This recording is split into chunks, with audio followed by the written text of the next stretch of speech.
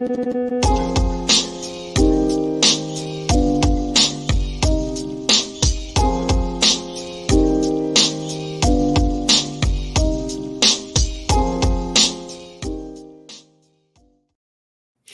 right. If everything worked, we should be everywhere. Welcome to Freeform. Are we on that Twitter thing that I saw yesterday? The Twitter. Yeah. We don't say it out loud because YouTube always suppresses videos if they mention other platforms. Well, it's not even the name of a company. I just mentioned a fictitious company just now. You dead named a company. I dead named a trans company. The company transitioned to another tech gender. Yeah, I did. And it's transitioning more. One of the stories for the week is the illustrious Alex Jones has returned to the internet on X. I love that. I love that he's back. My favorite story is the Elon Musk college story. Oh, yeah. Musk U, which would just be great. Like F-U, Musk U. Musk U asked me that question. I mean, there's so much to play with there. I mean, that could be a real university, not the University of Phoenix. I mean, that could be, a real deal college somewhere. Yeah, especially, I mean, he's got the connections, et cetera, that they could have even different branches. You say University of Phoenix, there's nothing saying that Musk, you can't start in Austin and then have a branch in LA and have a branch, go out there. Great idea. The institutions right now are so corrupt. They're so infiltrated that if he can build a whole new institution, he could destroy them. Yeah. Well, of course, I asked people in a poll today on Twitter if they should have standard American history in the history department or America's Untold Stories. So right now we're at 98% voting for America's Untold Stories. I hope Musk takes a look at this and, of course, has us teach the American history classes. I think we obviously should be the curriculum. It would be the greatest day of my life. Yeah, no kidding. Greatest day of my life. Put me in front of a classroom, I'll just go crazy. Oh, I'm sure. That's why I like that thing in Texas. Because there was like an audience, there was illustrations, I had the pointer, that laser thing, which I didn't abuse. I mean, that was like being a professor. That was fun. Of course, this may be affecting your poll too. Nabozny, whoever you are, you did something wrong. You're gonna have to live with it, Nabozny. You have to soul search as to what Nabozny did, whoever he is. I don't know. This story literally just broke right before we went on. I think it's going to come from the Department of No Surprise to You. But Matthew Perry's cause of death, acute effects of ketamine. Well, that's a bullshit story, but it's a Fox story. It says on the bottom, work in progress. But of all the celebrity friends that he had in Hollywood, every single one of them said he was clean and sober and doing well. I was the only voice of reason, as you're well aware. And I was just talking to Dr. Drew about this before the show started. Drew said, "You called that one." I said, "That was the easiest one I've ever called." First of all, it's not ketamine. Ketamine doesn't kill anyone. There was ketamine in the system. He was also taking Suboxone to block opiates. But the benzos were Klonopin and Xanax. That's what killed him, stopped his heart. And then he went underwater. He nodded and then went underwater. They're calling it an accident, but this was an easy call on my part because there was a double-barrel benzos in his medicine cabinet and pills strewn around the bathroom floor. So it wasn't like I had to be the drug addiction Nostradamus on this one. Yet the overwhelming, nonstop, he was doing incredibly well bullshit story from celebrity Hollywood does so much damage to recovery and sobriety that it really nauseates us. This guy was a train wreck even when he claimed he was sober, and a train wreck when he wasn't. I knew him when he first attempted to get sober, and whatever happened to him. But the reality of it is nobody drowns in their hot tub, and this is why this was such an easy call on my part. And when you combine, as Drew and I were talking about just now off the show, you combine buprenorphine, which is Suboxone, with benzos, and you're going to nod out, and that's what stops your heart, and that's what causes you to drown and go underwater. Ketamine, as far as I know, nobody has ever died of ketamine. Joe Rogan has taken quite a bit of ketamine, and it's kind of just, in another department of non-killer drugs like LSD. So yeah, that's an inaccurate headline. The autopsy, the result is an accident as opposed to suicide or whatever. The choice is always for the county coroner, accidental overdose or suicide. Well, this wasn't suicide, so it's an overdose. Dude. Oh, so I thought I was talking to you. Anyway, so the situation is either overdose or you offed yourself. And in this case, it was just too obvious. All right. Yep. And we went immediately to demonetization. Thank God we have a sponsor today. Anyway, that's I guess the department, no surprises. And you've talked to me about that before. Yeah. Where you're frustrated about them declaring something accidental when you wanted to explicitly say that they OD'd. So other people know, hey, you could do this. It's bad. You might OD. Right. I mean, you could have a Matthew Perry Foundation about drug addiction, overdoses, not taking double barrel benzos with drugs and alcohol combined, getting into a hot tub. There's a lot of ways to skin that cat. What they tend to do is just say he was a great guy. He died clean and sober and greatest guy who ever lived and blah, blah, blah. They did the same thing with Tom Petty, who was a heroin addict for 35 years. Secretly a heroin addict, died of overdose, and they just said he had bad knees and had to take pain pills all the time. I mean, it's kind of gutless. It really is gutless. The families want to keep the revenue going and keep the name alive, for future monetary endorsements and stuff like that. That's why the family does it. But some families actually of celebrities have said that it was a drug overdose, and we'd like to set up a foundation or do something in that regard. So we'll see what happens with Matthew Perry and his father, stepfather, who used to be on the host of Dateline. Is that true? Or I didn't know that. No, I'm not sure. That's wild. Anyway, it's a sad story either way. It's a sad story. I mean, nobody beats the Reaper, as I've said for years. I mean, the Reaper being addictive drugs and pills. Well, you shared this one. We're going from kind of a sad story to what's this one? This is a disgraceful story. Okay. Oh dear God. Oh Jesus.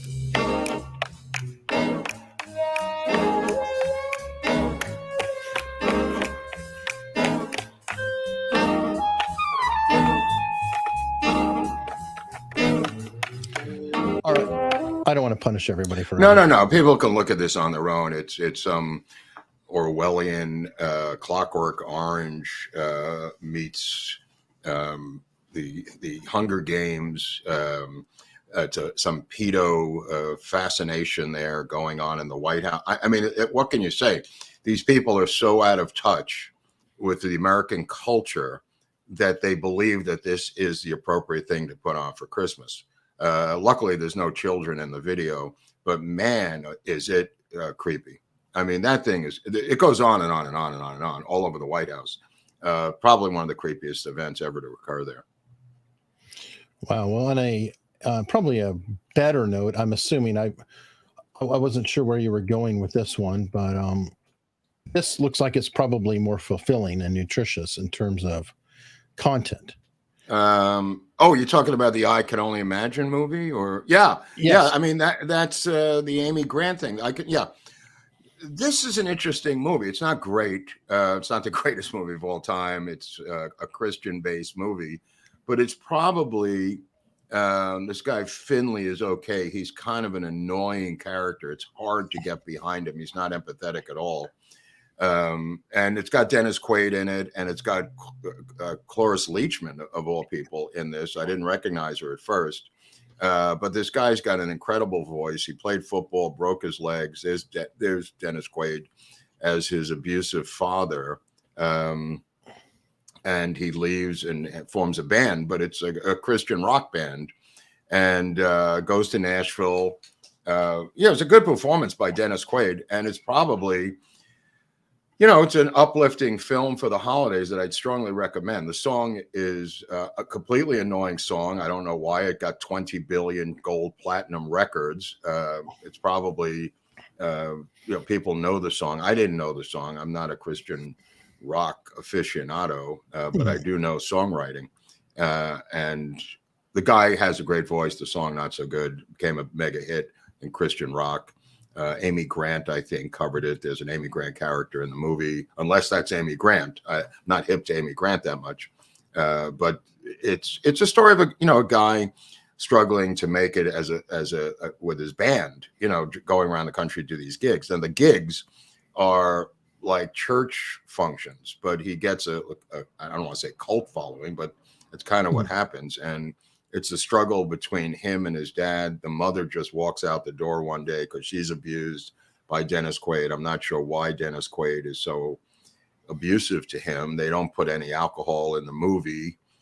He's just a mad junkyard dog who used to be a college football star. There's no explanation as to why Dennis Quaid is beating the shit out of anybody. So it looks bizarre. But two brothers directed it. It looks like a movie. It smells like a movie. It sounds like a movie. It's probably the best Christian movie, although I haven't seen them all. But this is a good holiday movie. It's why I wanted to bring that up today for the show for people who are looking for an uplifting holiday movie. I would recommend I Can Only Imagine. Versus that presentation we were just watching a minute ago. Obviously, a more fulfilling choice. Well, no, the other choice, which is come out, is the anti-movie, which I was going to talk to you about, which is Leave the World Behind. A lot of people are going to be watching I Can Only Imagine, which is huge. But the other half of the country is going to be and is watching Leave the World Behind, produced by Barack Obama. The movie is written by Sam Esmail, who famously created Mr. Robot, a hit TV show. I forget what USA or FX. I forget what channel it was, but the Mr. Robot was great. This thing is an post-apocalyptic cyber attack movie with Julia Roberts, Ethan Hawke, a little turn by Kevin Bacon, and a couple of kids, and then this Maharishi Yogi Ali, whatever the cat's name is, from Moonlight. Terrible actor. Anybody thinks he's a great actor, compare his work and stick in your mind the same film with Denzel Washington, who is one of the great American actors of all time. This guy Ali from Africa blows. I just want to put it right up there. He shows up. It's his house. They rent an Airbnb out on the island, and there is a cyber attack while they're in this house in the woods deep in Long Island, a mansion. And Ali and his daughter show up, and they all have to stay in this house. But the thing that scared me the most was the amount of accuracy and technical accuracy that I'm not even aware of inside information of what would happen during a cyber attack of the United States. And from what Julia Roberts has said in interviews, Obama put that in there, and Obama may have violated his own national security agreements to put this in the movie. That's why the movie is of interest to me. And there's tons of Easter eggs. Tons of Easter eggs in the movie. Yeah, really bizarre Easter eggs. All of the Easter eggs deal with slavery and historic racism. The Easter eggs seem to have nothing to do with the movie. The movie's not about slavery. It's not about race. It's, there people are reading into it that she's a Karen, but it's really nothing there. That's their own interpretation of it. Is there tension? Yeah. I mean, this guy shows up in the middle of the night to an Airbnb that this family rented from him without knowing him. And he shows up with his daughter in the middle of the night saying, we have to live with you now. I'd be a little tense with my children in bed. So people are interpreting that she's a Karen.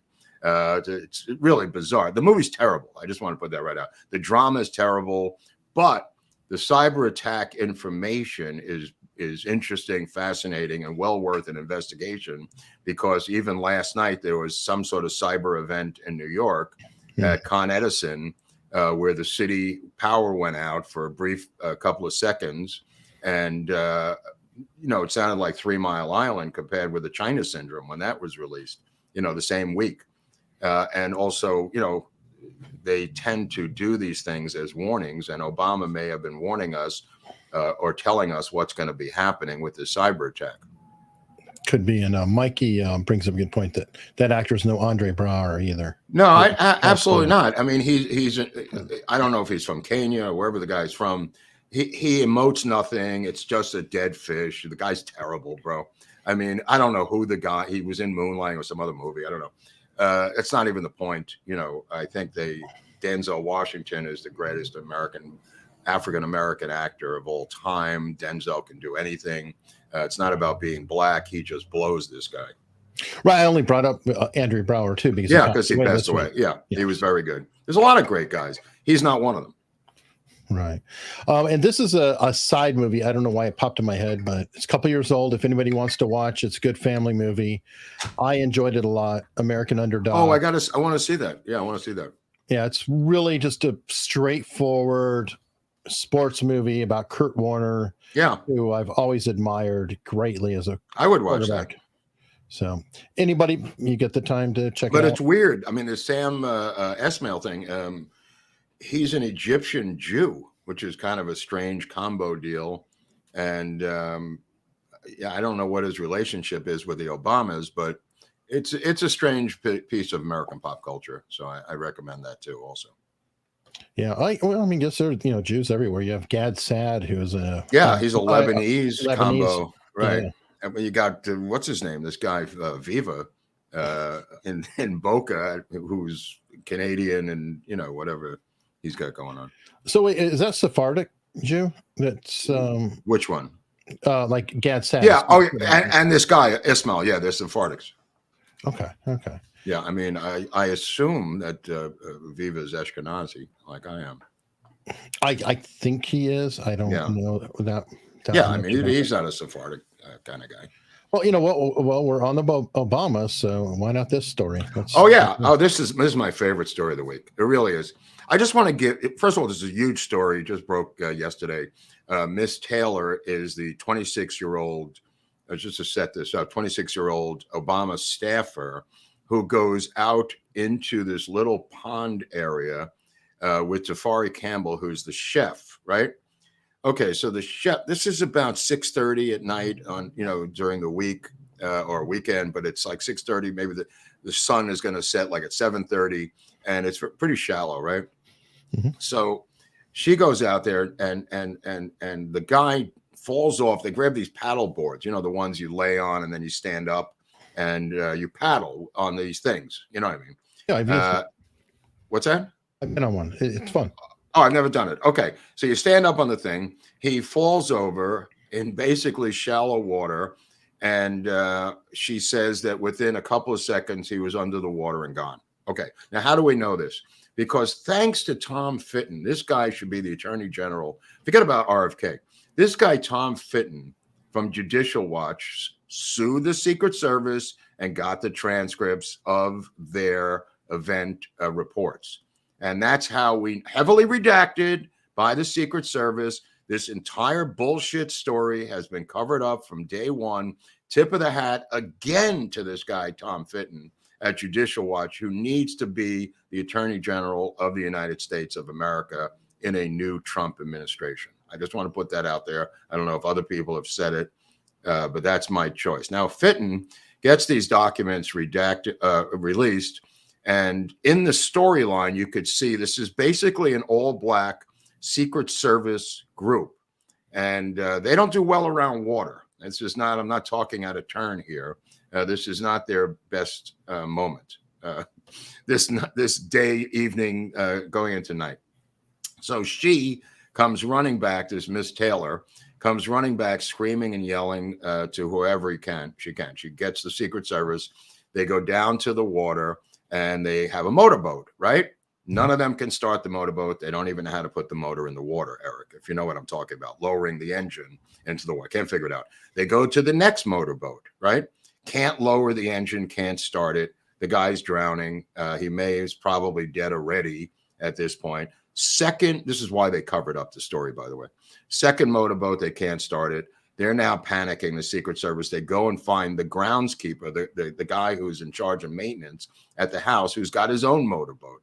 And he starts his motorboat himself, the groundskeeper, and takes the Secret Service out to the spot. No one wants to jump in because they can't swim. And they get the one Secret Service agent who can swim, and he dives in, looks around, it's murky, can't find him.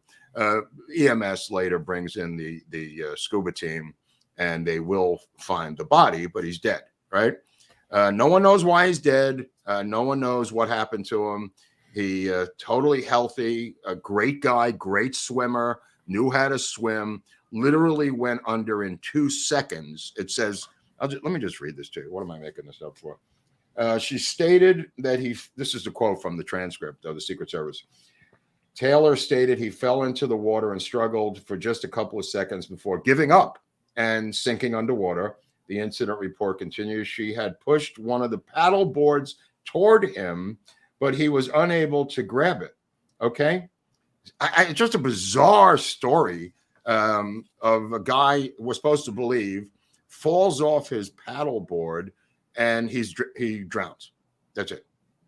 Okay, but here's the thing I really liked. I sent you a picture of this other guy who was the head of the Secret Service team. This is a cat named Ben Murray. He's, if you study the Secret Service like we brought to you in the Kennedy assassination, this is the special agent in charge. This guy, Ben Murray, who is decided that he's going to help out here. So what is Ben Murray going to do now? The next day, he comes out, and this is in the report, so I figured it was important. Murray also noted that he'd be organizing a special, quote, all the buffalo wings you can eat night for agents to commiserate at a nearby restaurant. Campbell's death was officially ruled an accidental drowning, but authorities are yet to address how an apparently capable swimmer paddleboarding near the ex-president's summer home could have drowned in very shallow water. But this guy, his response is to have an all-you-can-eat buffalo wings night for the agents because of the situation. Wow. No wonder they covered this thing up. I mean, this thing is a debacle from beginning to end. I don't know who these agents are, but they should be removed from the Secret Service, which is now under the Department of Homeland Security, by the way. Wow. Wow. Wow. And again, tip of the hat to Tom Fitton. We never would have gotten any of these documents, bro. He really should give a course on how to do it, because he seems to, how like there are grant writers, that's an actual skill that not everybody has really well. That guy can obviously do FOIA requests like nobody's business. He should give a course on how to get everybody to do FOIA requests to inundate them for all kinds of information to come out. Well, somebody texted me, or it was in the comments or something, about they did a FOIA request on Trafficon, on James Trafficon, and there was nothing there. Zero. Nothing. I mean, that's hard to believe. No, it might be like O&I. Yeah, it could be like O&I. I remember Abby Hoffman, Ratso, when we were at Lampoon, when he was writing the Abby Hoffman book, he FOIA requested the FBI for the Abby Hoffman documents, and it came back. There was literally 16,000 pages on Abby Hoffman. And he said, okay, give them to me. And they said, oh, yeah, that's fine. It's $2 a page, right? Yeah. So Ratso sued the FBI, and he won.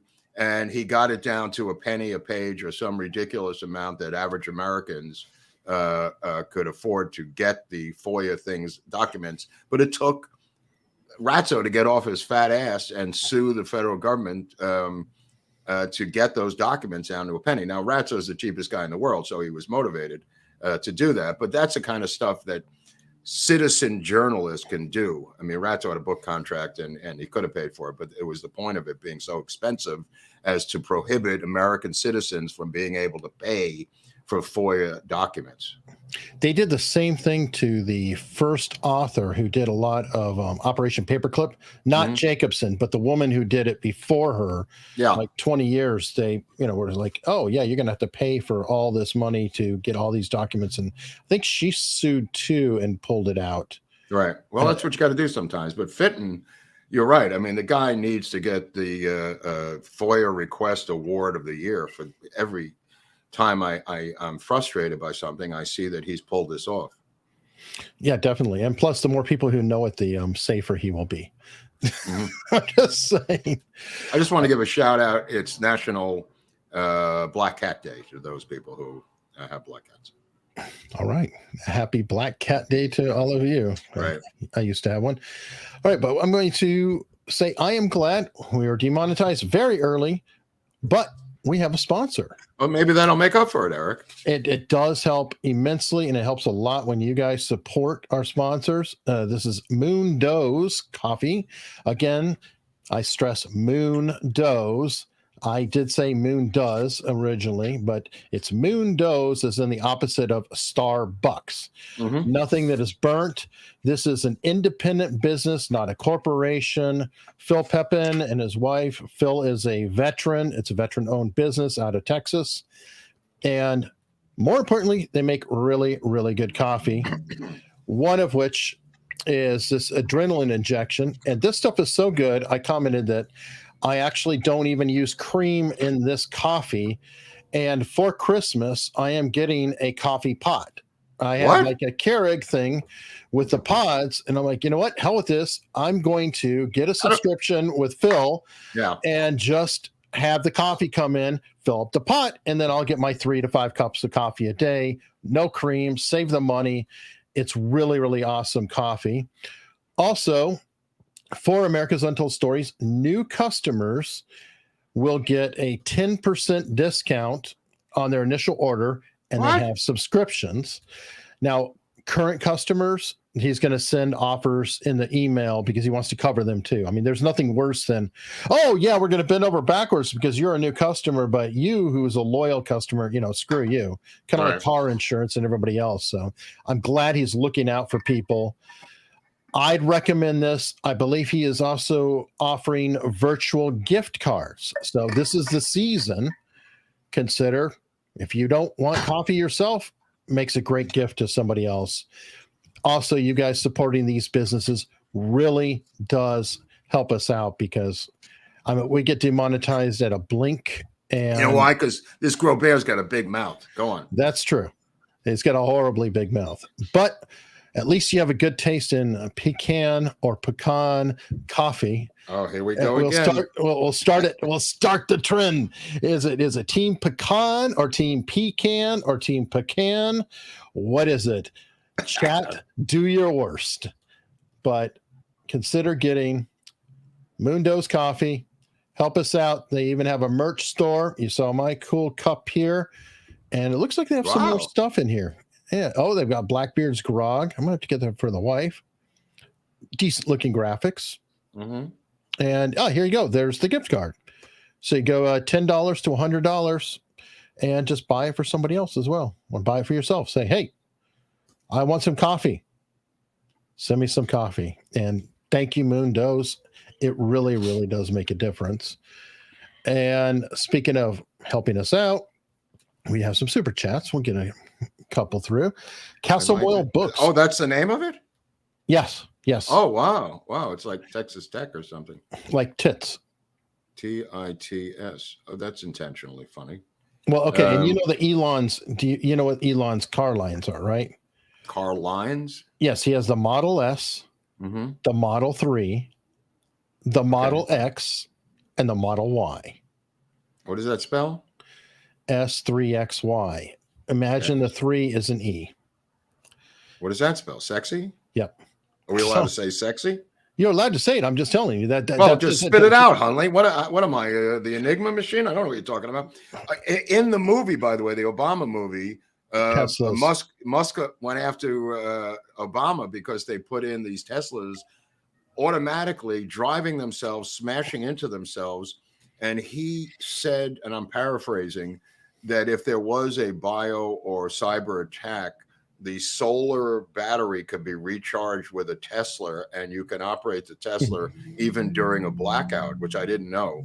I don't know how long it could go, but he says it can recharge itself, which is, I never thought about that. That might be the greatest selling thing of a Tesla I've ever heard for the car.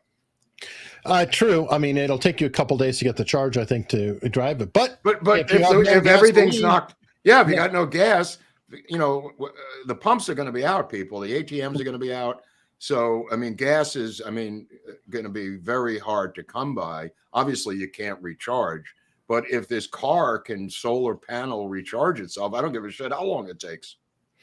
By the way, while we're on Elon, did you see the way they're framing the reporting of the recall of 2 million Teslas? No. Okay, let me explain this to everybody because it's a very relevant thing. Axios and all the other publications, anytime they get anything on Elon, they're going after him. Right. And so the latest thing is Tesla is recalling 2 million cars. And you're going, holy shit, because supposedly people are dying, blah, blah, blah, blah, because of the accidents. Now, what is a recall to you, Mark? Some parts got to be replaced on something in the car. Yeah. You got to take it into the shop. They take it, put the part in. This is what's happening with the Teslas.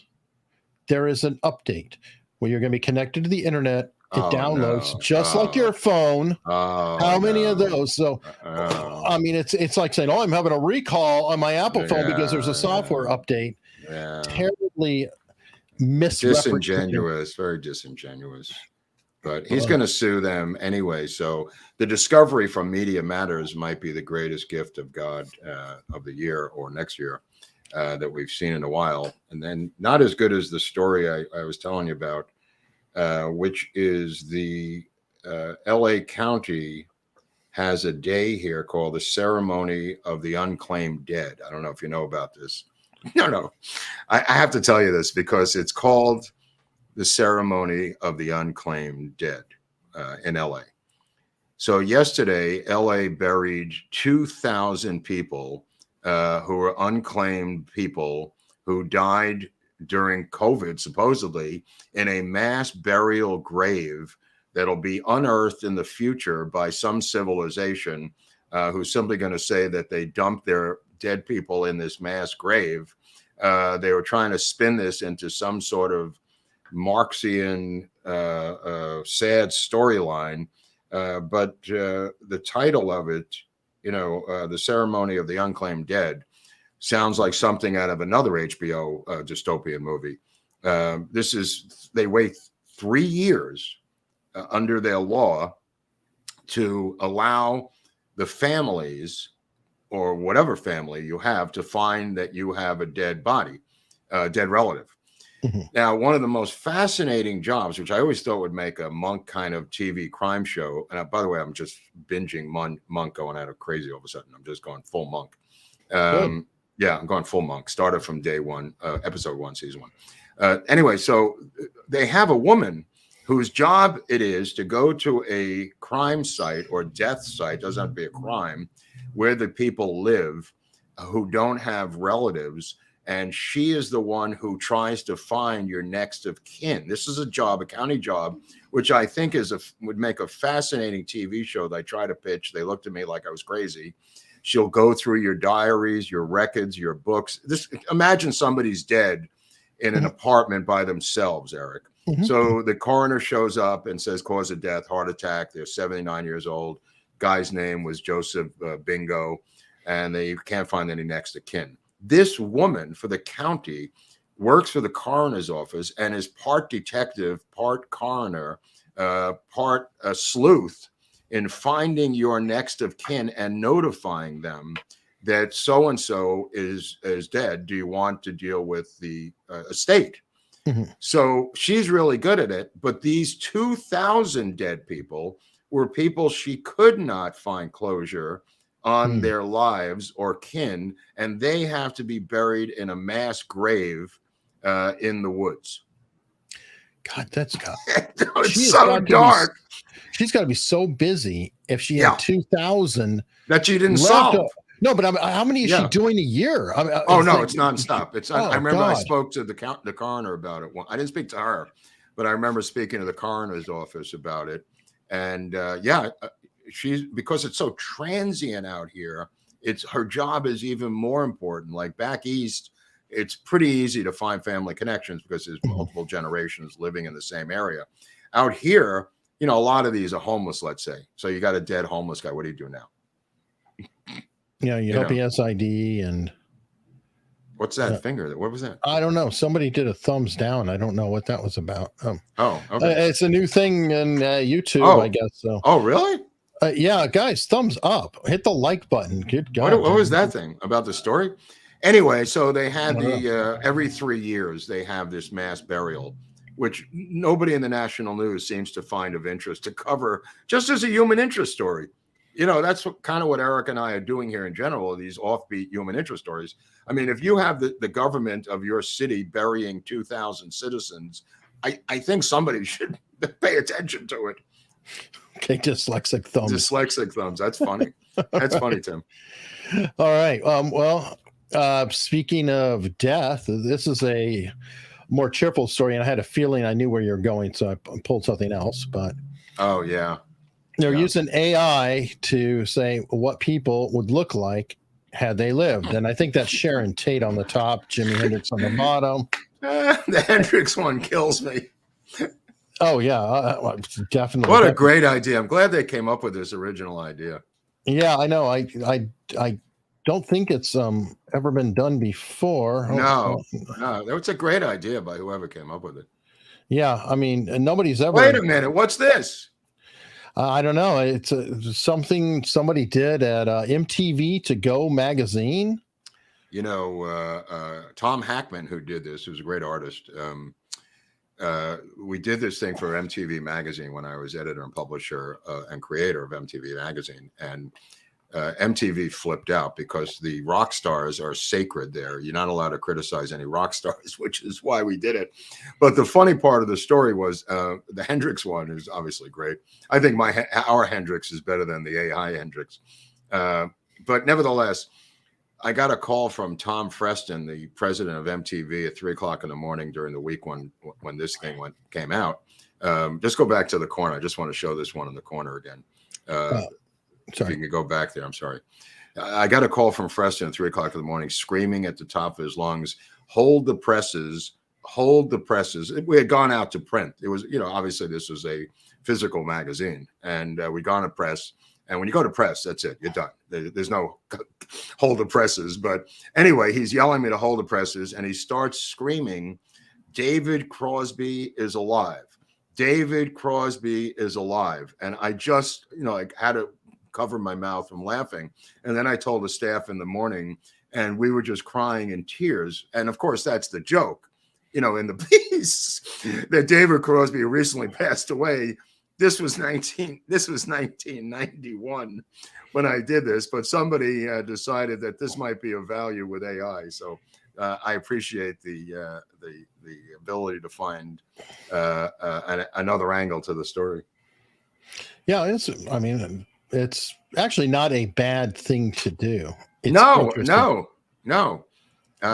Especially if they're celebrities.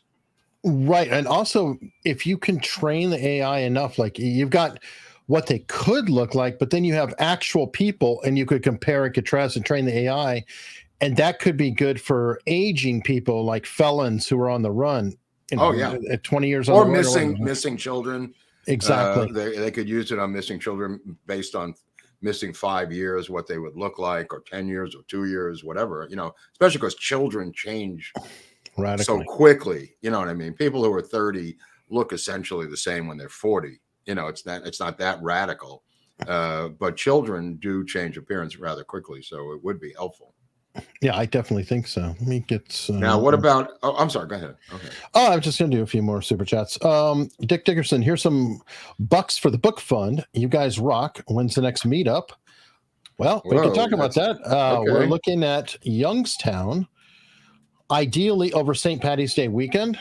Haven't confirmed it completely, but we definitely plan to do Youngstown in March, and it's going to coincide with the 50th anniversary of Watergate. What? Yeah. That's good. And That's good. Ideally that weekend, so we have the primary and everything else. So I think it should be that weekend or the weekend before, not after, because it would suck to do it after the primary. Yeah. I just want to give a shout out to people who donated to the book fund. They know who they are, but I just wanted to say Brian Nelson, Lucy Goodrich, Jim Davis, Ellen Haggerty, thank you, Paul Seabury, Heather Rose. Heather Rose is very Right? frequent. Right. She's always donating. Really, really Right. kind. This allows me to get books that which I just got, which is I got the Michael Collins Piper book, a totally crazy book, but about Jim Trafficant, the untold story when he was in prison. And then I got this one, the writings of Jim Trafficant, yesterday, which I'm excited. Beam Me Up. So it's got all of his, they're almost like little articles in the book about his writings, which I'm really excited about looking. So thanks to the PayPal Venmo book fund, which gets more than JFK books. It gets books on other subjects that we do. Yeah, oh, definitely. And they seem to constantly be out there, out of print, and a ton of money. There's Cruz, the one that, I'm sorry, the one that we were looking for the other day, Minuteman. Somebody found on somewhere. I don't know, but it was like $200. It's 200 or 90. Somebody else found it. One of our viewers actually has a signed copy. What? He hung out with Trafficant. He was working. Somebody found my phone number and called me this morning. I don't know how they keep finding my phone number. I keep changing it and moving to different locations, but nevertheless, the guy called me and he says that he knows Trafficant's wife and he could hook us up when we go to Youngstown. Okay, that would be cool. Yeah. Of course, you're always like, okay, and are you of a 3-letter agency? Do you know other people too? I'm not going to follow up on that. Yeah. Let's see. Ben Cruz, enjoy your show. Good stuff. LBJ is the son of Satan. I don't know about son of Satan, but he was a dark cat, you know. Yeah, he was. Al Gonzalez from the Hush Table. Oh, yes, the Shush Table.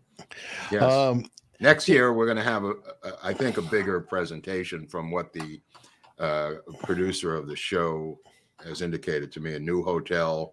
And I am going to be doing LBJ down there. We're going to make it a full LBJ weekend, hopefully with AI of my LBJ script. And, you know, I'll do the library if they want me to go back. And I'm just going to focus on LBJ. Awesome.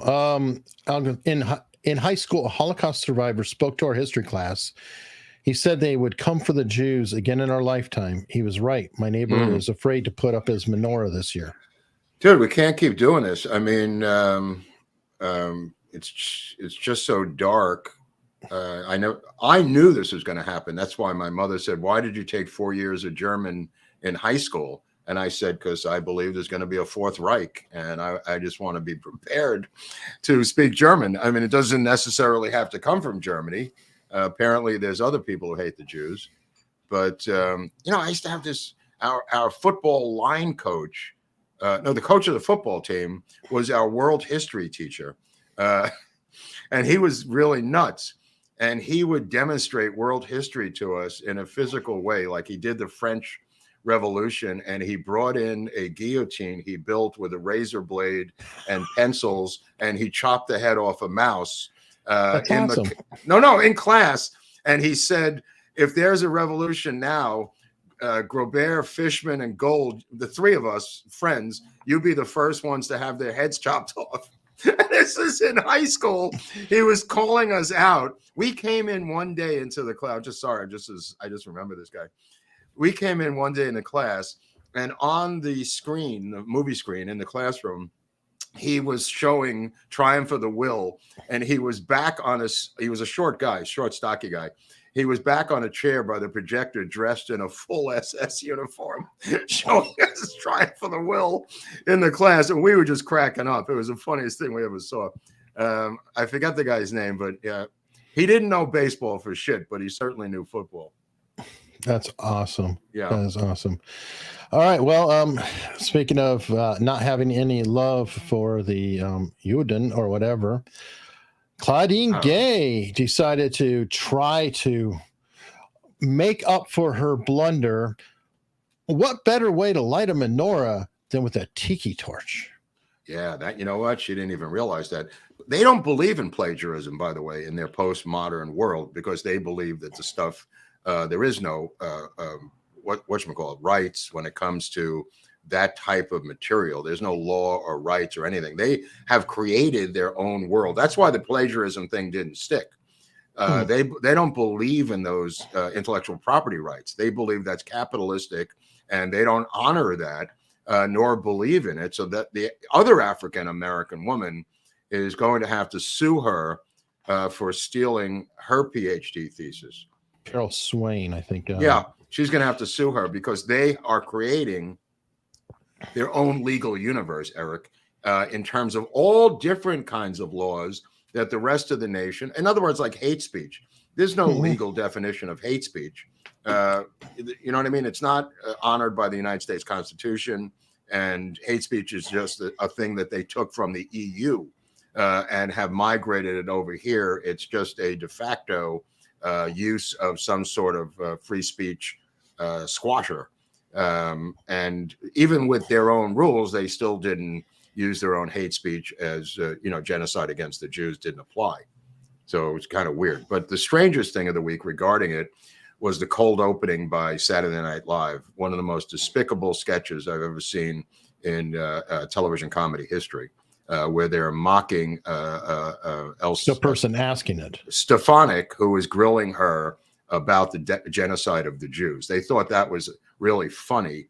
The genocide of the Jews, very comical thing, but they mocked her and made the three presidents of the universities out to be victims of the questioning by Stefanik, the congresswoman from upstate New York, who was grilling them about their lack of acknowledging that genocide against the Jews might not be acceptable on a college campus verbally or even physically, because they're now, and the NYU lawsuit is going to settle a lot of this because a group of Jewish lawyers and ex-alumni have gotten together to sue New York University, claiming that Jewish students are unsafe on campus. This is going to produce a lot of deposition materials in discovery, and NYU is going to be under the spotlight in this trial. It's not a cash settlement they're looking for. They're looking to bury NYU in this anti-Semitic lawsuit that they will not protect Jewish students. I can't wait to see the email correspondence between yes, people. You know that they've got these, those stupid blah, blah, blah, blah. I can only imagine. Yeah. By the way, you know who else doesn't believe in IP? Who? China. Right, of has course, more counterfeiting of products, everything else. Well, that's where they're getting it from. This is all the Americanization of Chinese Communist Party philosophy in general, which is obviously they're trying to put together, some sort of credit score for American people involving social credit scores. The BlackRock cat has endorsed this. This is not something we woke up with and came up on a Tuesday morning. This is all coming from communist China, whether through payoffs or influence, bribery, whatever way you want to look at it. We got to get these people out of this country. We got to get these Chinese students out of this country. And we got to get, there's a story here by Tyler Durden from Zero Hedge, which I was reading just now. Hordes of military-aged Chinese men being brought into the U.S. in an attempt to destabilize society. Read this article because tens of thousands of them have now crossed the border. These are all men. They're all military age. They all have their suitcases with them. There's a stop-off place in Brazil, a hotel where they all meet at this hotel, and then they depart from this hotel to the Mexican border. So they rendezvous. It's the Cabañas Rio Mayo Hotel, where they meet up in Colombia. I take it back, not Brazil, in Colombia. And now they're loose through the country. Tens of thousands, Eric. If they get the green light to do something, we've already been infiltrated by the enemy. I mean, imagine if tens of thousands of Japanese soldiers had come in before Pearl Harbor. That's what we're looking at here. Oh, yeah. And circling back, one last thing about Claudine Gay, president of Harvard, a stellar acumen, whatever person she is, she's never published a book. No books. Not only that, her PhD, which she plagiarized. If you want to read a PhD thesis that's illiterate, read Michelle Obama's about the creation of the cotton gin. There's a reason that Barack Obama's PhD is under lock and key at Columbia University, has never been released. probably because of how racist it is.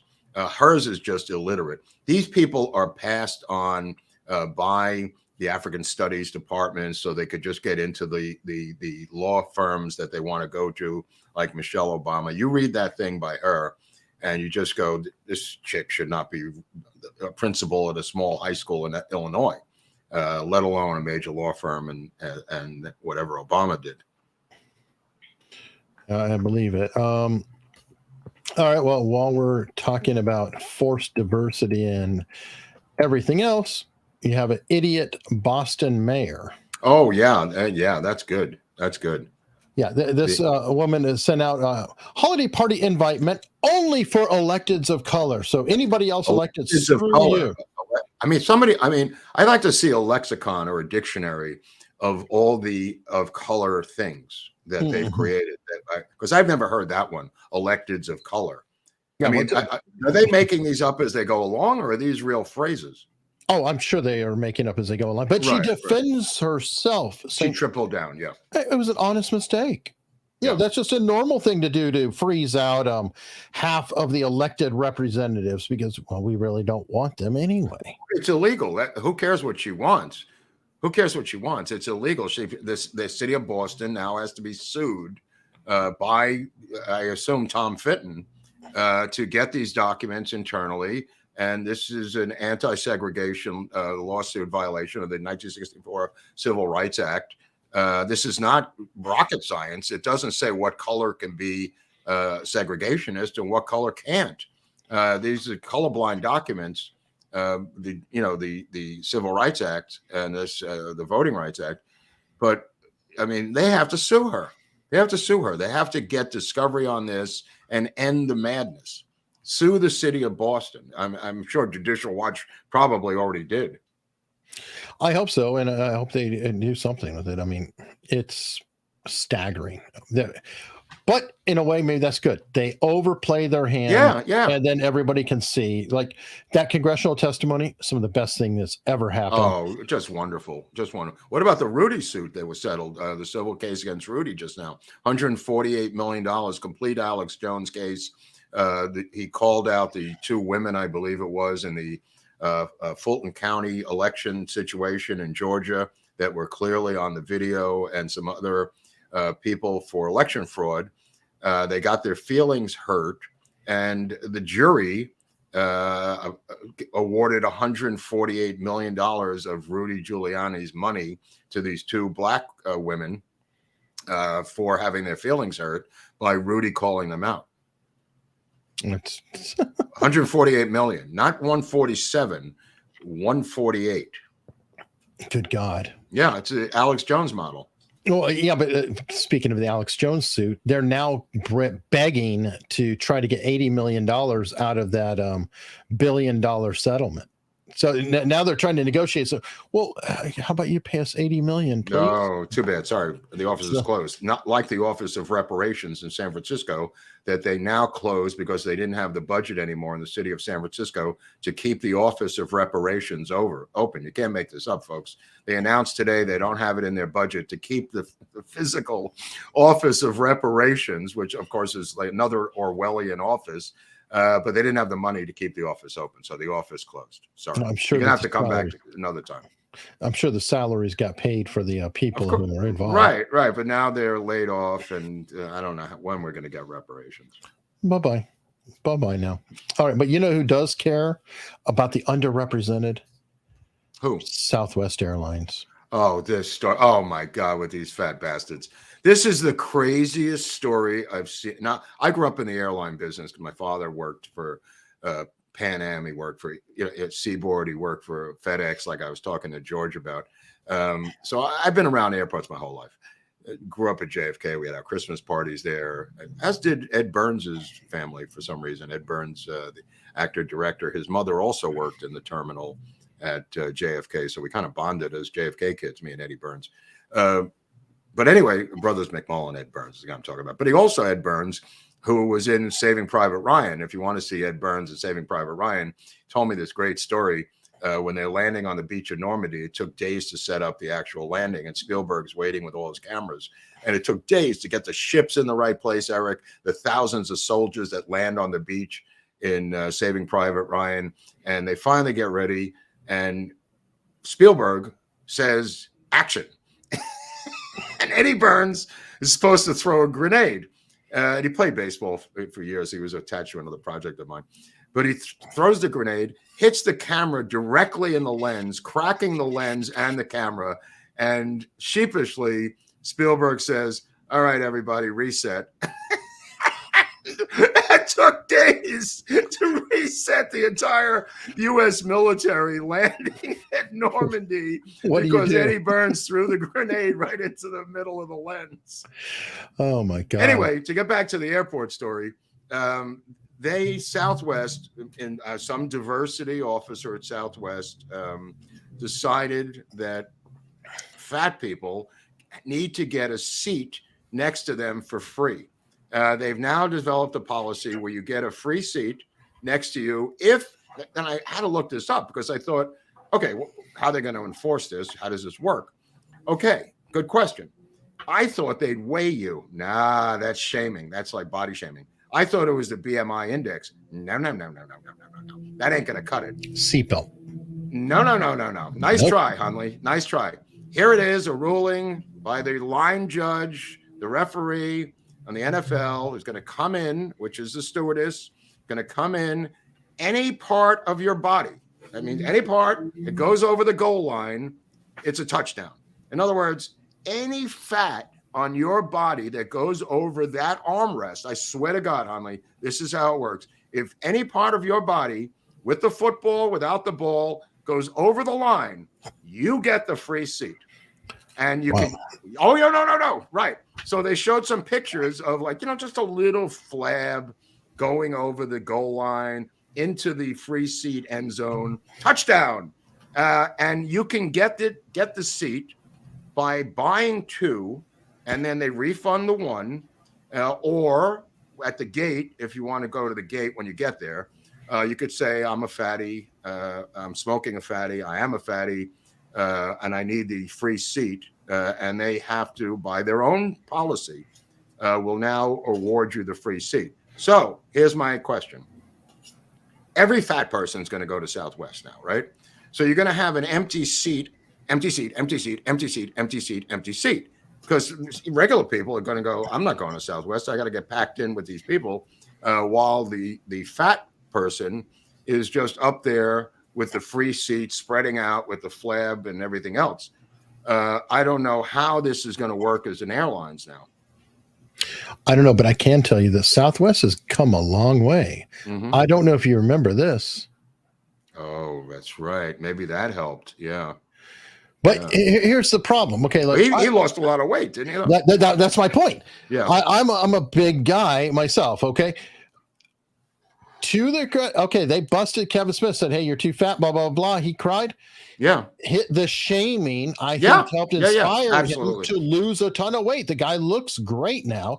Don't like his politics, but I just find it very interesting that it's Southwest. Kevin Smith, Southwest, same airline. So that was 2010. In 13 years, now Southwest said, "Oh, please bring me your wide. You're heavy. You're hungry. Right. We're here for you." Well, Jason Mewes, his sidekick, wouldn't have any problem. I met him a couple of times. Totally crazy dude.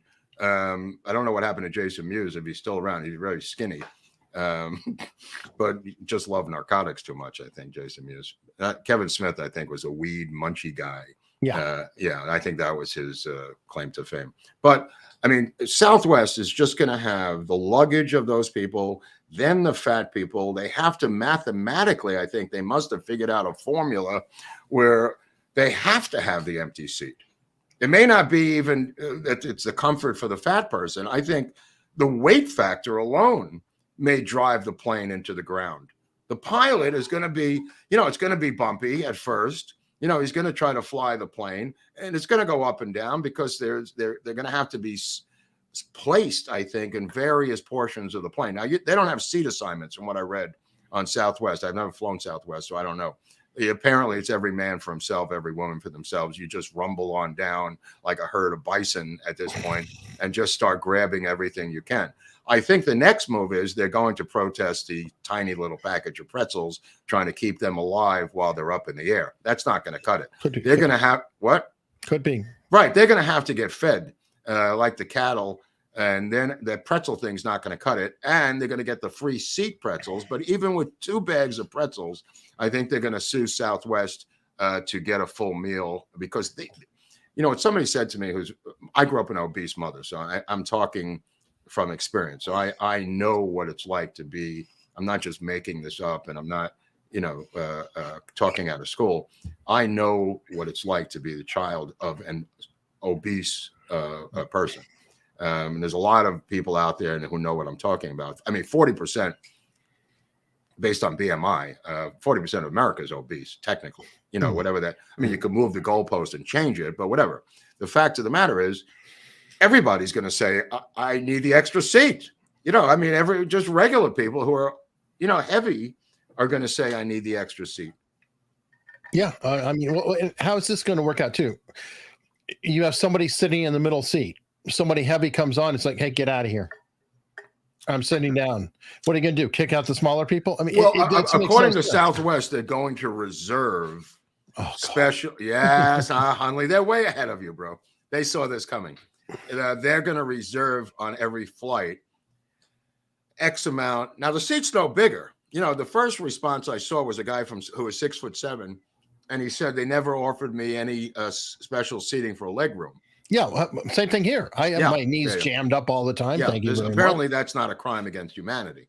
Again, this is self-inflicted. There's a battle to get disability, SSI, for overweight people. They want to make this legally a disability so they can tap into the trillions of dollars that SSI offers to people who are disabled. Now, it's very tough to get disability. I've had many people talk to me how difficult it is, because it's a lot of money and it's permanent. You can't lose it if you're disabled. So they really make you jump through hoops to get SSI. That's what they want to do legally as a movement. They want disability money from the Fed. And this is part of the process. They didn't do this. They were lobbied by the Biden administration, Southwest. Southwest did not wake up and say, we're going to do this. They were lobbied to do this. I have no doubt. Let me get some more super chats here. Joshua Turnage. Mark and Eric, what's your top 3 JFK assassination books that are must reads to get close to the truth? And can you do a show on the top 10 assassination books? I think we covered this in another episode, Josh. I'll just say Crossfire, JFK and the Unspeakable, and On the Trail of the Assassins by Jim Garrison. I mean, I could say others, but you read those 3, come back in a couple of months, talk to us. Yeah, and what is it? Destiny Betrayed with the new. Yeah, but he's asked me to pick 3. I would take those 3. Cool. Well, Dustin, reliable, by the way, near Youngstown, had to leg sweep Ms. Claus and her elf at the public library to get internet, but I made this show.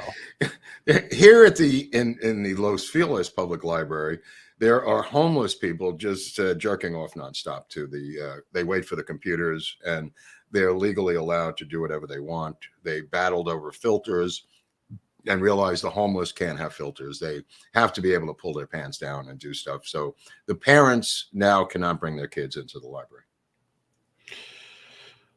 That's probably might be a better thing, because while we're talking about psychos and parents, let's look at this one here. I don't know if you've seen this, but normally when you swear into a job, you swear over a Bible, things like that. Well, this guy decided to swear in over a stack of essentially gay porn. Wow. So think about that for a second. What is with Virginia and all this crap? Somebody's got to explain to me DC. Why. No, but it's okay. I get it. Is that the answer to all this incredible distortion in the school system and everything else? It's always Virginia now. It's Fairfax County. Yes, this is Northern Virginia. As I've said 100 times, because I live in Virginia. I live in Hampton Roads with all the military stuff. Right. As far as I'm concerned, take Northern Virginia and give it to Maryland because I don't want them. Wasn't Lee the Army of Northern Virginia? Yes. Okay. Just wanna put that out Arlington there. National Cemetery is his house, his family land. Right. Oh, that's right. That's right. It was What a weird story, but not as weird as this story. The German Santa was in Hesse, which is a state in, I think it was in Hesse. I'm not sure. My German friends may be able to tell me. He is dressed as Santa, celebrating Christmas as the Santa, and he's beaten. Oh, this is it. Yeah. Son of a bitch. This is our country. He's attacked by Muslim immigrant youths who beat the living shit out of Santa in Germany and ripped off his costume. That's nice. How much more of this is Europe and even us as the United States willing to put up with this? I mean, it's astounding that they're getting away with this. They don't even have them. They weren't even arrested by the German police. This was the most, I couldn't believe that was a real story. I'm not terribly surprised. I mean, I love the comment, this is our country. It's like, yeah, you move there and you take over. Are you building a caliphate? What's going on? What do you mean? They're building a caliphate. They're building a caliphate. You're absolutely right. But this story about the Facebook diversity officer, this one I love. This black chick, she was making millions as a diversity officer. She stole $4 million more to fund her lavish lifestyle. Yeah, here it is. She created a situation where she bought different things from companies as part of her job, and they were her friends, and then they gave her a kickback of the money she sent to them from Facebook as diversity manager, and stole more than $4 million to fund her lifestyle. And they caught her. She's on trial. She's going to be convicted. They're really bad at white collar crime. They're not good at it. They get caught all the time. And in the court case, they said this is just pure greed. Her salary was enormous. Wasn't enough for this fat bastard. Yeah, well, I'm not surprised at all. Couldn't happen to a nicer company, by the way. Yeah, it is. It's kind of like hard to really feel too bad for them. I don't. But I'm just saying, if you're the diversity officer, which is a shakedown, it's like a mob protection racket thing at this point. Oh, yeah. What do you do all day? There's nothing to do. Nobody at Facebook is running around with nooses or doing anything racist. It's just an average workplace, right? What do you do? You start to come up with scams and schemes to do this and enrich your friends. All of her contracts went out to friends and family, her own hairdresser, everything else, because the job is a do-nothing job. It's a feather bedding job. My dad had a job, a feather bedding union job for years, where they had a thing called, and maybe George knows about this, they had a job called a flying mechanic. The flying mechanic was a union feather bedding job where you got to fly on a plane to every country in the world. My dad went to every country on the earth, brought back money from every country on the earth, which I had a great show and tell one time when I was in 5th grade. And he went to every country on the earth as a feather bedding job. And he was a flying mechanic, like you're going to go out on the wing and fix the engine while the plane's flying. It's absurd. But that was a union grab back. And he got to do that for many years as a flying mechanic. This thing, the diversity officer has nothing to do during the day. Once you've got the job and you've given your seminar the first year, browbeating the white people to convince them that they're racist, now what? Now what do you do? Yeah, well, you got to find all the microaggressions and say, okay, but after a while, you're done. You're done. What do you do? Walk around the hall? You're the hall monitor? Okay, there's really nothing. You're in the most leftist, liberal company ever built in the United States history. After a couple of weeks working there 7 years ago, she had nothing to freaking do. So as I said with Lenny Bruce with Thank You Mask Man, she has to make up stuff for herself to do. And that usually involves greed and stealing shit. All right, hold on. Buffalo Rick saying, question, Eric, I ignored your first ever super chat. You ignored his first ever super chat. How dare you? I don't know. Okay. I don't even know what a super chat is. It's these colorful things that come up on the screen, which do help support. All I know is it interrupts my flow of thoughts. What's with this guy, Super Rick? Is this Rick James or something? I don't know. But I'll tell you a story. I Rick James had a sober companion friend of mine. This is the legendary Black Rick James, who was in a band, by the way, with Neil Young when he first started, some weird band up in Toronto, something Parrot Band or something, I forget. But Rick James was really an abusive drug user and had a lot of sex people come over, sex workers on the weekend and everything. So my friend had to babysit him for 6 or 8 months or a year. I don't know what was going on. He lived in the house. So he gets a call on the phone, and it's Rick James in the house. And he says, help me. I'm locked in the thing. I don't know where I am. So the guy's looking all over the house, can't find Rick James. He had locked himself accidentally in the closet right by the front door for over 16 hours. And he opened the closet. There was Rick James. Okay. I just want to put that out there. Wow. Joshua Turnage, explain how Generoso Pope Jr. of CIA and mobman Frank Castillo and attorney Roy Cohen own the National Enquirer. I know Mark worked for World News. I thought David. Well, Pecker I worked for the National Enquirer. Pope owned it, not these guys. They didn't own the National Enquirer. Pope did for many, many years. Okay, and then David Pecker bought it, right? Yeah, David Pecker bought it, and he ran it for many, many years. Still does, from what I understand. I dealt with David Pecker, one of the greatest names in publishing history, and he was friends with Trump. He was friends with various people. But when I went down there, it was during the anthrax attack, whenever that was after 9/11. I was down there right after the anthrax attack killed the photo editor of the National Enquirer. I was the editor of the Weekly World News, which is a sister publication. But that's when I came down there. In Delray Beach, Florida, by the way. All right, and Joshua Turnage again. Obviously, he's new to the Turnage. channel. What's going on here? We did Mort Saul. I mean, Yes, look at the lot. I love the $5. I mean, really, thank you, but you might want to take a look at our library. Yeah, we did do Mort Saul early on. There's not enough on Vaughn Mita. He was a one-hit wonder, impersonating JFK, and Lenny Bruce famously came out the day after. You want to talk about too soon? It was like Gilbert with the World Trade Center with a nonstop flight. Lenny Bruce came out famously the day after the Kennedy assassination. Vaughn Mita had made his bones as a one-note JFK impersonator on records and stuff like that. So Lenny Bruce came out in a live show on TV, and he went, "Phew, Vaughn Mita, bro." Like his career was over, and people just cracked up. It may have been too soon, but Lenny Bruce realized that Vaughn Mita was done, and it was true. Wow, that's horrible. It is horrible. On that note, it may have been too soon. There's the Mort Saul episode. I dropped it in the chat, and we did it like within 1 week of his passing. Right. I knew Mort. I did an entire issue on interview with Mort Saul about him. And when I was a journalist, I did an entire issue, a big article on Mort Saul. So I got to do long phone interviews with Mort, talking about just comedy and shit like that. And he was slipped LSD, not slipped. I mean, it was in a punch bowl at a college gig that he was doing. And he didn't do drugs or alcohol. He drank, but he didn't. And he did pills. I'll take that back.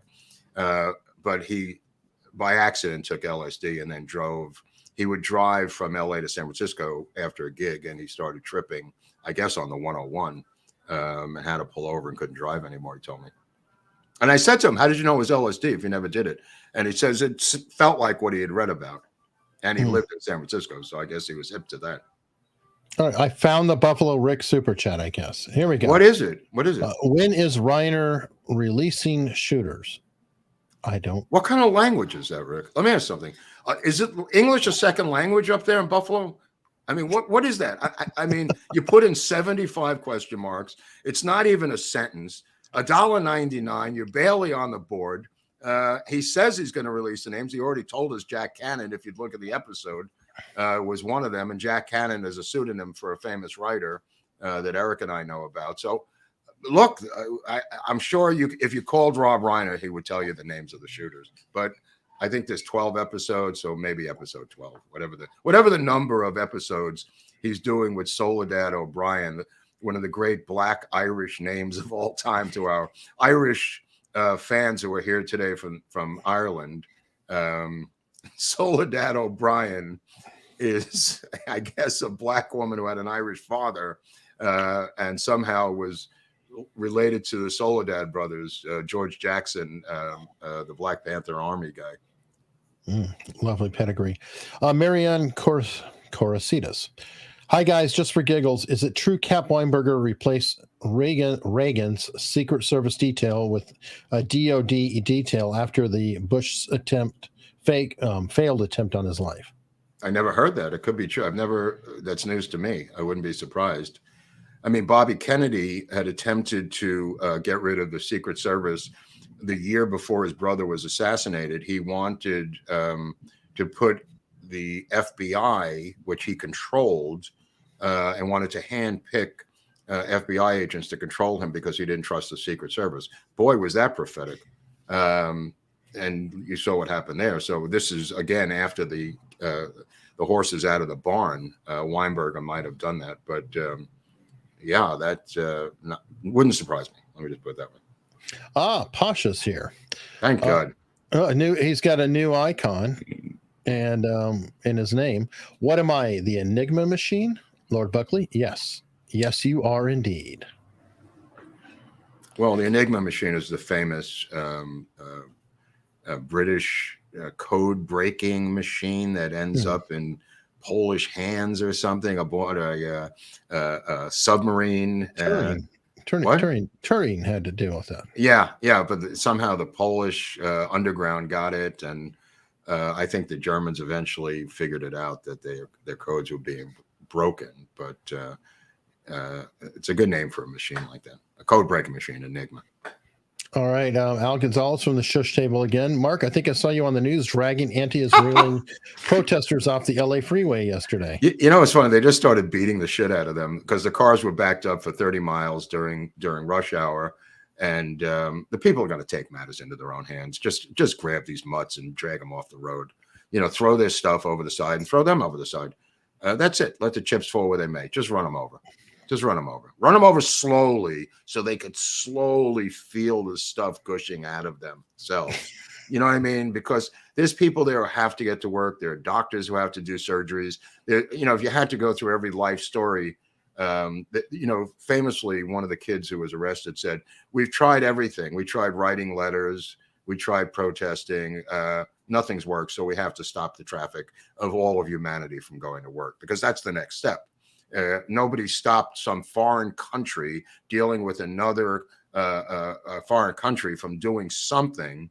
So we have to stop you from going to work because that's how we make friends and influence lovers.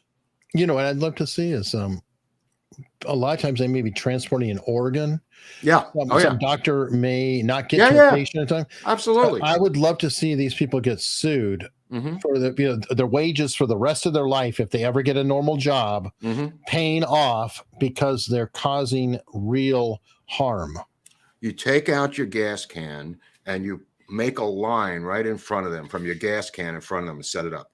Just keep making a line and torching that line of gasoline right in front of them, not on them. You don't put it on them. You just make a straight line with your gas can in front of them and light it up. See how long they sit there. Yeah. I'll just say this. We used to take lighter fluid oil. I don't know why I remember this. And we would take the big can of lighter fluid, or maybe Al did the same thing. We'd go to the handball court at the public school where we went, in my case, PS 194. And we would, with a can of lighter fluid oil, spell out our names on the giant concrete handball court and then light it up. And for 5 or 25 seconds, there was your name in flames in the middle of the night. And it's the greatest moment in your life when you're 12 years old. 15 seconds. A tip to kids. Yeah, a tip to kids at home who are bored for the holidays. There you go. All right. Well, circling back to Alex Jones. Did you check out the spaces with Alex Jones, Elon Musk? I listened to it for a couple of minutes.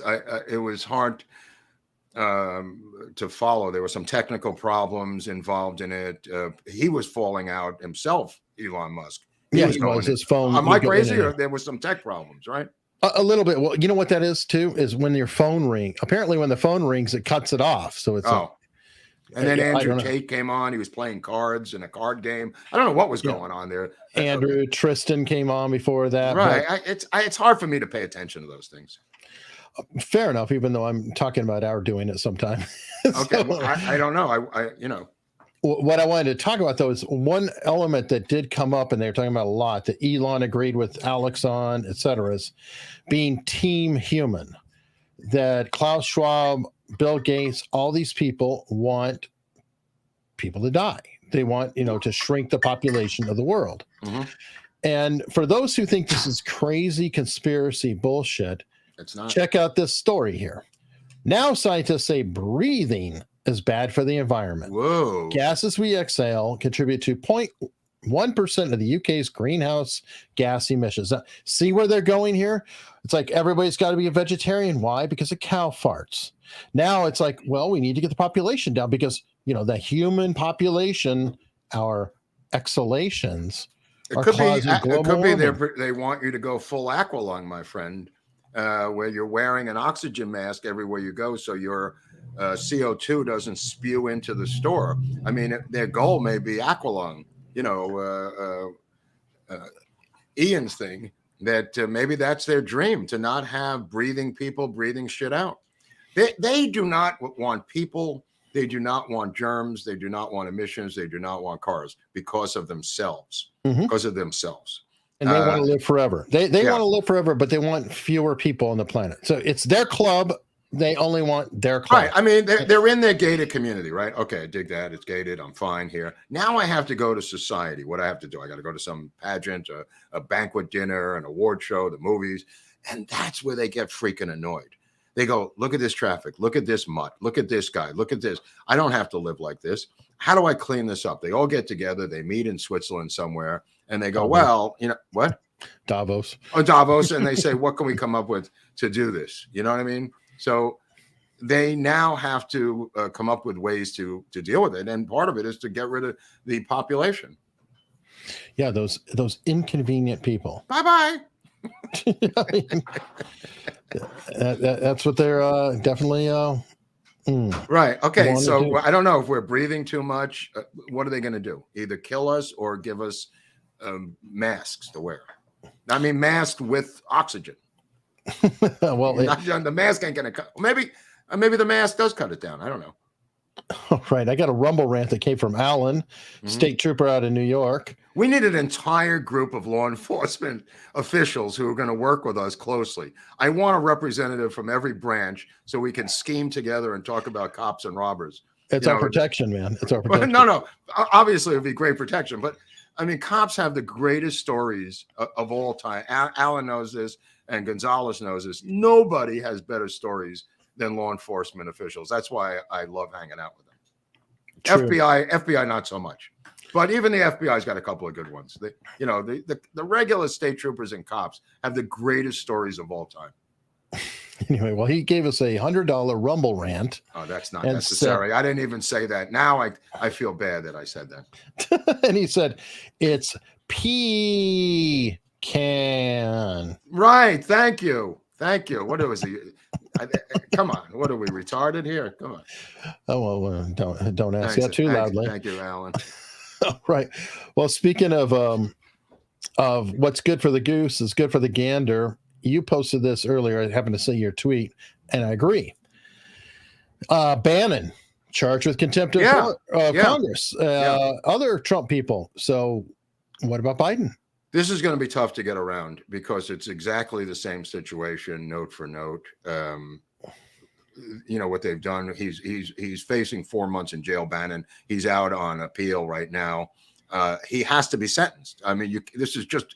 I mean, I don't think they will, but I mean, legally, he has to be sentenced because it just happened to these different Trump people.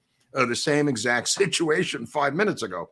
So this will be so glaring if they don't charge him or sentence him for not appearing with the subpoena, or you got to pardon or drop the charges against Bannon et al. Because this is just completely divisive, and who knows? I mean, maybe he says if Trump wins, he's going to flee the country. unless he's pardoned by his father, but then maybe he leaves anyway. I'm not sure. Well, how many people are going to leave the country if the candidate they don't like wins? I mean, it's like while you're leaving, can you take Barbara Streisand with you? Finally, Well, but first of all, they never leave. They never. It's Right. always a wet dream for us that they're going to leave, but they never do. And then they just bitch and moan, and they spend more money going to wherever they're going to anyway. Exactly. Clerk, I just wanted to drop and say hi, y'all. Hey, I think we met him in Montgomery. It's a pleasure to catch a show. Oh, and Mark, if you ever find out anything interesting about that Nellie Connolly book I gave you at Lancer. Oh, yeah, I have it. It's right back there in back of my shoulder. I haven't gotten to it yet, so I will get to it. I haven't had a chance to have a look at it yet. I'm up to my fat ass in books at this point, thanks to the JFK Book Fund. Watch what you pray for, people. That's all I can tell you. And no kidding. And I was right. I had seen him, but it wasn't Montgomery. Yeah, no, I remember that kid. Yeah. Trey Ellswick. Groubert Hunley in 2024 on the soon-to-be minted Truth to Power ticket. Please keep doing what you're doing. Stand with Israel. You know, they pulled 70 of these Hamas mutts out of this hospital yesterday as prisoners of war. They were using the hospital, shockingly, as a human shield. The Israelis got them out of there. And so I thought, oh, well, finally, you know, obviously, I'm being sarcastic, somebody would admit that the 70 members of Hamas, the armed insurrection wing of the Hamas army, were captured by the Israeli forces that would prove that they were using the hospital as a headquarters to fight the Israeli army. So the only thing that their defenders came up with, including the United Nations, is they were being treated barbarically by the Israelis because they stripped them down to their underwear. Oh, yeah. Yeah. Wow. And I saw those two, the regular YouTube commenters saying, or Twitter commenters. It's like, okay, whatever. Sadly, some people we get along with on other subjects. Yeah, they've shown themselves. Well, I mean, if your family, if you found out your father, I'm just making this up, you know, was a Klan member, you might want to dissociate from your father, who was a Klan member. Apparently, with this, people are dissociating from people they used to be politically in bed with. You know, I'm not watching Jimmy Dore anymore. He can go fuck himself. I'm not going back to these people who have shown how anti-Semitic and how anti-Israel they are. I'm sorry. I can't ignore that. I can't say, you know, you got a great show on COVID all of a sudden, Jimmy, or Tucker Carlson's on your show. I don't give a shit. I mean, this has outed some of the most savage anti-Semitic media people that I've ever heard from in my life.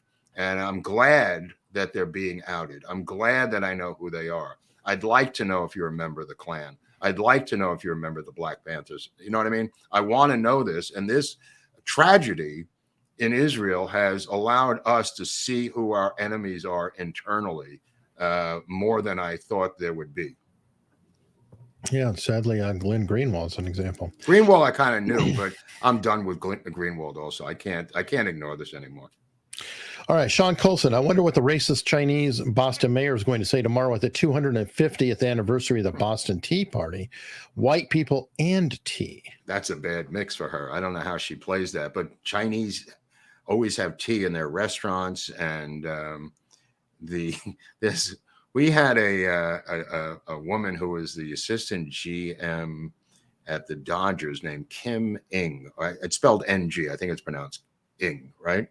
Yeah, and she was known as the Dragon Lady because she was able to keep the Dodger players' contracts so low, and she reveled in this and celebrated this when she defeated a Dodger player in contract negotiations.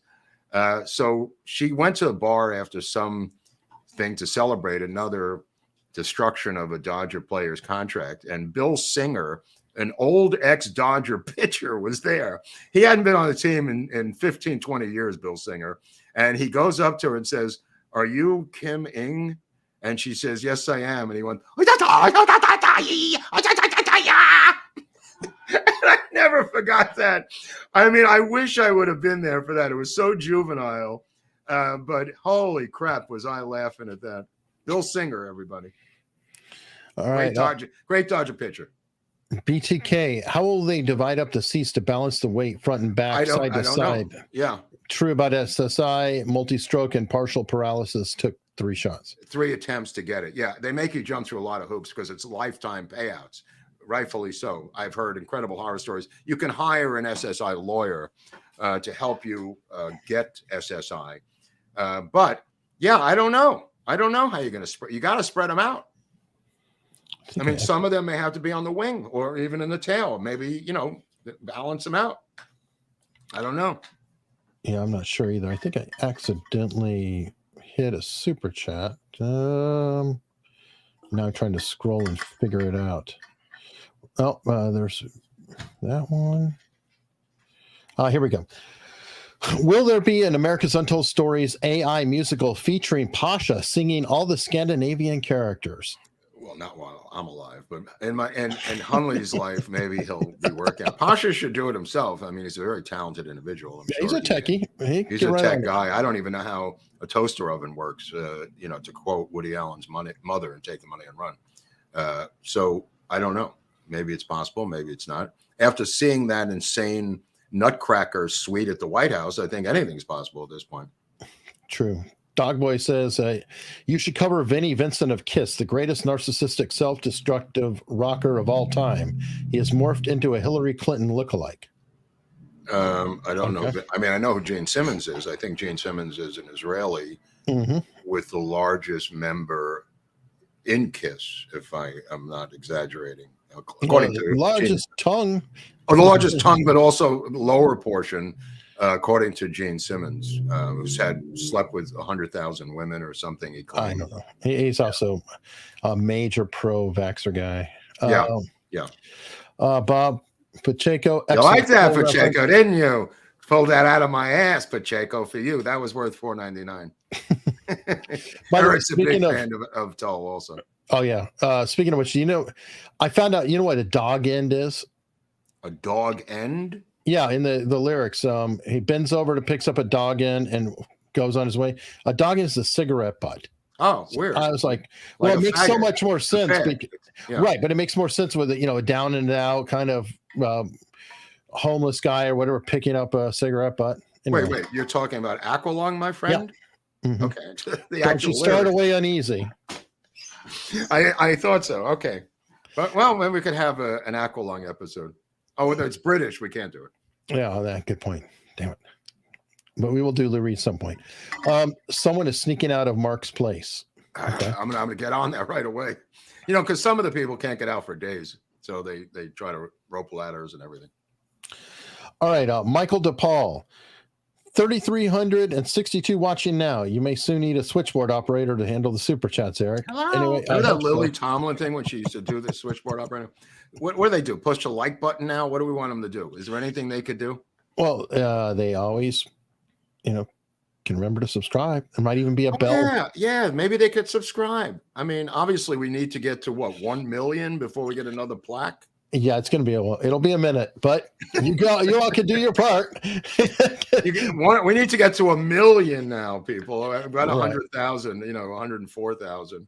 1 million. The head of YouTube, the head of YouTube, Google, the Indian communist, comes to your house and makes you a full Indian meal when you get to 1 million, which is what I'm going for, with sag paneer and other kinds of breads that he brings with him, with all kinds of Indian condiments.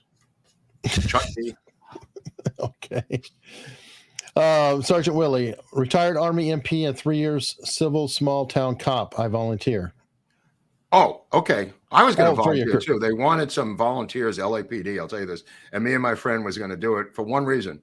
They give you your own brand new electric BMW cop car, which they can't use. They got them, I think they paid for them a couple of years ago. None of the cops want to use them because they're electric and they can't go in these high-speed chases. But LAPD has like 100 of them sitting on a lot, brand new BMW cop cars. So I said, oh, this is great. We could volunteer to be cops, get the cop cars, drive around, and you're supposed to phone in crimes, and you're allowed to carry a weapon if you want, but you're supposed to. And I said, we'll just patrol our own neighborhoods. And so me and my friend took the test and everything else, and then COVID hit, and we didn't really pick up after that. But the attraction was that electric BMW cop car, which I thought would be a great movie of these two Altacacas who go and volunteer for the city police force, LAPD or NYPD, and they patrol around as volunteers. That's essentially what it was. And they gave you a shirt and a hat. It looked great. I'm going to have to look back into this thing. All right. Dom Majuri Cupola, I guess. Hi, guys. I'm a touring musician and listen/watch the show while traveling all over the world. Thanks for the show. Wow. Thanks What for does he watching. play? Sounds... What is he? His hands are on a mixing board over there? It looks like maybe a DJ. I'm not sure. Touring musician. Yeah. Thank you. Well, check out that movie I told you about, because they have a school bus that they converted into the movie set in the 90s, by the way, the I Can Only Imagine movie. Sanchia Drobina, big hugs from Tasmania. Let me tell you something. That's on my bucket list, to go to Tasmania, meet her and her extended family, and see one of those koala bears that they have hanging from the trees. I don't know when I'm going to get there, but it's on my bucket list to somehow get to Tasmania. Well, speaking of which, they have somebody there has the pairing of Oswald. Oh, she's got them both. Oh, is it in the picture? No, not in that picture, and I'm not sure if it's her, but there is an Oswald and a Groubert in Tasmania. I know they've seen pictures. Far out. Joshua Turnage. Will Mark sell signed DVD copies of The Recruit for $100 donation? You know, I had to go to federal court to get paid. So I think it's in one of the episodes. And it's also in the book CIA and Hollywood. Hollywood and CIA is ours. Hollywood CIA by Tricia Jenkins. Hollywood CIA and Hollywood. There's a whole chapter on my Recruit story, if anybody wants to look at that book. It's very good. And the DVD, I guess I get it for $100. I'll definitely sign the DVD. That's for sure. Anyway, what's left of my script in that movie is minimal. And if you don't want to read Trish McDonald's book, you can always watch our CIA in Hollywood. Well, Tricia Jenkins, by the way. Jenkins, sorry. University of Texas, just to get it straight. Sorry. Okay. And you can watch our episode where we go over the story too. Jim Satala. When are these airlines going to wake up and just start charging by the pound total weight, including luggage? Yeah, same thing they do with freight. Yep. They could even bring back in-flight meals figured into the weight-based rate. Yeah, no, a lot of people on my Twitter feed at Lord Buckley said the same thing. It's just your weight, total weight. That's it. You pay one price. Get on, bring whatever fuck you want, whatever F you want. And they just weigh everything at the beginning. And it's $20 a pound, whatever, $2 a pound, let's say. Then you bring whatever you want. You don't have to start ripping out your vibrator, at the thing, because you're over 50 pounds at the counter. You just pay and just go. Right. Let's see. Last thing, Ayers P. Have you had the chance to watch RFK Jr.'s interview with Carlson? Made some interesting statements to the 79 congressional investigation.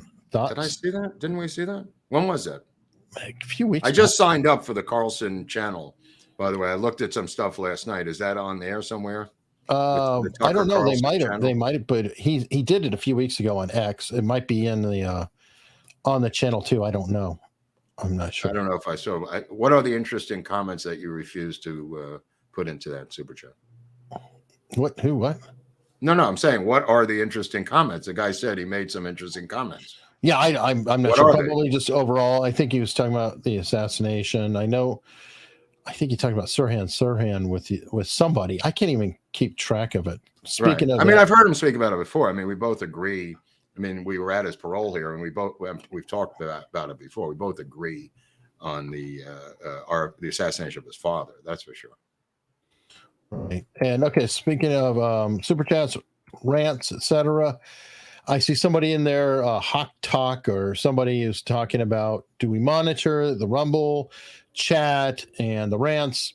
In general, I do read the Rumble rants. I can't monitor every chat all the time. I then we finish here and go over to locals, where locals get exclusive time with us. We do have a Rumble rant in there from Freddy65. Had to drop Kim Iverson. She went crazy. Yeah. Yeah, she did. Yeah. Yep. Yeah, hard. No, I know. It's sorting out the evil from the good doers. And I'm glad. I mean, these people are nuts. They're totally nuts. If you support Hamas, you might as well be supporting the Third Reich. I mean, that's what we're talking about here. Good luck spinning that one, bro. I don't care I don't care that Glenn Greenwald is nominally Jewish. I don't care that there's a lot of these George people. Soros. Right. So is George Soros. A lot of these cats, use it as a weapon to say, I'm Jewish, this and that. They're Marxists. They're non-religious, atheistic Marxists. Happen to be named Steinberg, for Christ's sakes, or whatever name you want to put in there. Then they use it as a weapon like George Soros did. I urge you to watch the episode on 60 Minutes with George Soros about him helping the Nazis find Jews. That's how Jewish George Soros is. And laughing about it. Said he would do it again. All right. David Parsons says they took your purse. Yeah, I was robbed. All right. I don't know. But on that note, we are going to be heading over to locals, as we told you. Oswald generally leads the way to locals, and we hang out there for an exclusive chat. Everybody, you can follow us there for free. Watch the after party. You don't have to pay anything. Unstructured.locals.com. Say that again, because it's real. I didn't know what the hell you were talking about when I started this thing. Yeah, no problem. Okay, do that. Why don't you do that for 2 seconds? It's not going to cost you anything. Oh, it might. It costs me screen real estate. The bits are expensive, Mark. Just run that thing. A lot of people don't understand this, Eric. All right. Well, we'll happily talk about it. Unstructured.locals.com. You can go there directly. There's also a link in the description, both on YouTube and on Rumble. I don't have one on X, folks. You can watch this on X too, if you like. I've actually seen people in the chat popping in that they were on Twitter or X. I'm like, oh, that's kind of nice that they joined. Nice. It's cool to see. But Locals is a place where you can find dreams come true. People. Where dreams come true. Dreams come true. And by your following us there for free, you can also pay to support us, obviously, but you can follow for free. If something happens on this channel, as you notice, we got demonetized already earlier. You never know what might happen. YouTube could misread something. We could get a strike and then not be able to upload for a week. If you are on Locals, we could put a post there and you'll get an email telling you what's going on. Because if we're ever locked out of our channel on YouTube, we literally can't even put a community post, can't do anything with comments. We are frozen. So Locals enables us to be able to facilitate or keep up conversation with all of you and also put out output. There's a bunch of cool people there and a ton of free content. Well, what's not free is the part 2 of the Oswald thing that Hunley's working on. And people were asking me what the status of part 2 is, Eric. The people who read what we're talking about is we did an AI version of my Oswald script, which is in 5 parts. So Eric is working on part 2 with this guy, James, who's Brainiac. And I don't know what the schedule is, but maybe Eric does. It'd probably be about the end of January because of the holidays and everything else. Stop hawking me. Eric's saying the end of January. Here's a perfect solution. If Mark blocks you, don't come to me. But if it's an AI that's a separate issue. That's a separate AI question, do come to me. Right. I don't know what he's doing over there, but he says the end of January. Part 2, a lot of it is about Walker, General Walker, who we did an episode on. So I'm excited to hear the feedback from people about part 2. Part 1 is basically his military training and in Russia and Minsk when he defects. Part 2 is when he comes back to the United States. So for people who have read and became annual members, I think, right? You get it for free if you're an annual member, Eric. Yes. People become members, get that as a gift. And you get the actual script in hand, the PDF. You can print it out, give it to your kids, read along as you're watching the show for the annual membership of $70. What is that? $10 a month or $6? Less than $6 a month. Less than $6 a month. Okay. So you can pay one time and be done. But all through this upcoming number of months, you're going to get part 2, part 3, part 4, and part 5, which is a work in progress. But I think just to address part 2, that there's a lot of Walker stuff in there and a lot of stuff in Fort Worth when Oswald comes back from the Soviet Union, just to give you a heads up where that's going. All right. And last super chat here. Did Bush try to kill Reagan? Yeah, indirectly. Absolutely. I mean, the Hinckley family were close family ties to the Bush family. I mean, you can make up your own mind. I mean, you know, Oswald's family was close to the Kennedy family, or LBJ's family in this case. I would make the same, you know, thing. But Hinckley, put it this way: if Hinckley had been more accurate, Bush would have been president a lot sooner. Good point. Well, folks, we're heading over to locals. Hopefully you'll follow the link. Also, please consider supporting our sponsor, Moondo Coffee. It's really good coffee. You'll like it. Mark likes the Southern Belle Pecan. I like the Adrenaline Injection, which is a good coffee. And we will see you on locals.